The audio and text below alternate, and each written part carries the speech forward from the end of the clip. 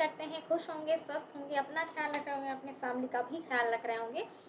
तो आज हम एक बच्चे ने याद दिलाया कि सजेशन के बारे में, तो चलिए thank you so much suggestion के बारे में याद दिलाने के लिए। तो आज आपके लिए सजेशन आया है, that is for MSc same to student, जो कि एमएससी सेम टू स्टूडेंट के लिए है।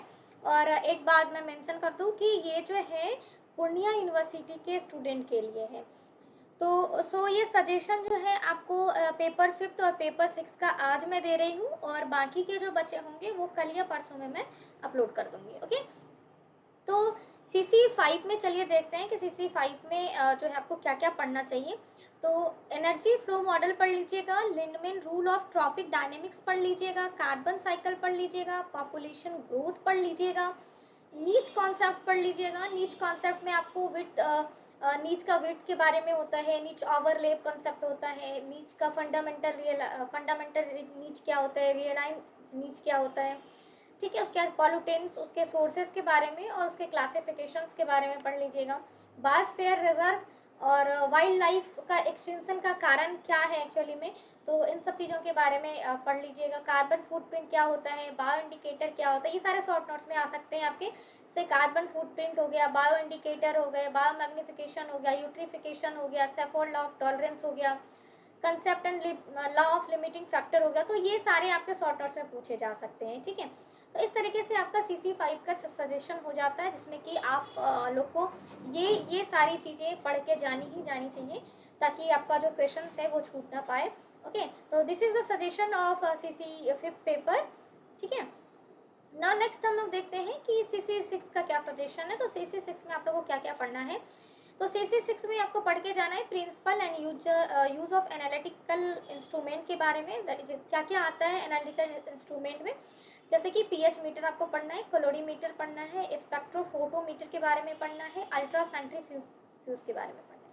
उसके बाद दूसरा आपको माइक्रोस्कोप पढ़ के जाना है, फेज कॉन्ट्रास्ट फोटो माइक्रोग्राफ के बारे में। तो इन दोनों में से कोई एक रहेगा ही रहेगा, ठीक है। उसके बाद नेक्स्ट आता है organelle separation by centrifugation method. तो ये भी जो है मोस्ट चांसेस हैं कि आपको क्वेश्चंस आने के। उसके बाद नेक्स्ट आपको क्या पढ़ के जाना है, मीन पढ़ के जाना है। मीन कितने तरह का होता है, arithmetic mean, geometric mean, harmonic mean. तो इन सब के बारे में डिटेल में पढ़ के जाना है आपको। कैसे निकालते हैं ये भी पढ़ के जाना है। हो सकता है कैलकुलेशन के फॉर्म में आपको जो क्वेश्चन जो है राइज कर दिया जाए, ठीक है। तो ये इस तरीके से आपको पढ़ना है। उसके बाद काय स्क्वायर टेस्ट आप लॉन्ग फॉर्म में पढ़ लीजिएगा, ताकि आपको अगर थ्योरी फॉर्मेट में भी अगर एग्जाम में लिखने को आ जाए तो आप लिख सकें। उसके बाद कार्ल पियर्सन कोरिलेशन जो है आप पढ़ लीजिएगा।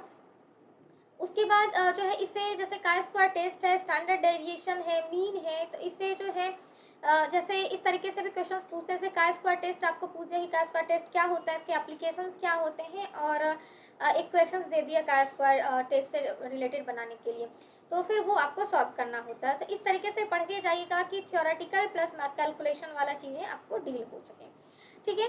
तो उसके बाद नेक्स्ट आता है शॉर्ट नोट्स में आप इसमें क्या क्या पढ़ सकते हैं। तो एलिशा पढ़ लीजिएगा, रिया पढ़ लीजिएगा, ठीक है। फ्लो साइटोमेट्री पढ़ लीजिएगा, density gradient centrifugation, ANOVA that is analysis of variance, standard error, student T test. तो ये आपका पॉसिबल है कि शॉर्ट नोट्स में हो सकता है आ जाए।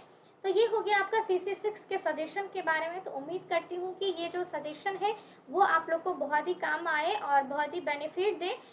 एटलीस्ट जितना हमने सजेशन आपको दिया है इतना पढ़ के आप जाइएगा, तो आपके क्वेश्चन जो है छूटने के चांसेस बिल्कुल ही नहीं रहेंगे।